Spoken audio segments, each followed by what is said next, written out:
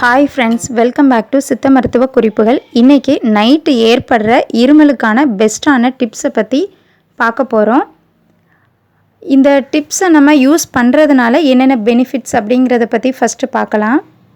இதில் ginger and honey ரெண்டையும் use பண்ணணும். இதை யூஸ் பண்ணுறதுனால நம்மளுக்கு இருமல், சளி, சோர் த்ரோட், ரன்னிங் நோஸ் இது எல்லாமே கட்டுப்படும். இதுக்கு நம்ம ஃபஸ்ட்டு என்ன பண்ணணும் அப்படின்னா, ஒரு சின்ன ஸ்லைஸ் ஜிஞ்சரை எடுத்து நல்லா கடித்து சாப்பிடணும். இதை நல்லா பொறுமையாக கடித்து சாப்பிட்றதுனால இதோட சாறு நம்ம சோர் த்ரோட்டில் படுது. ஸோ அதில் ஏற்படுற எரிச்சல் எல்லாமே குணப்படுறதுக்கும் வாய்ப்பு இருக்குது.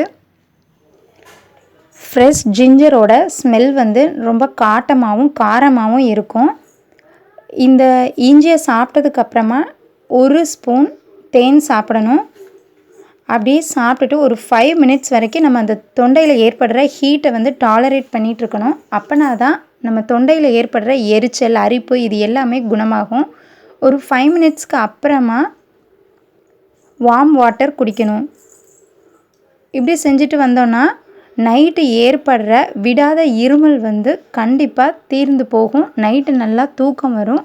தொண்டையில் ஏற்படுற அரிப்பு, மூக்கு வடிதல், எரிச்சல் இந்த மாதிரி எல்லாமே குணமாகும்.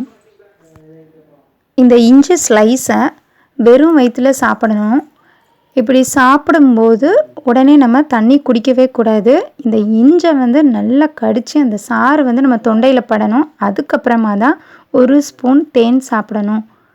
5 மினிட்ஸ் கழித்து தான் வார்ம் வாட்டர் குடிக்கணும். இந்த டிப்ஸை ஃபாலோ பண்ணி பாருங்கள்.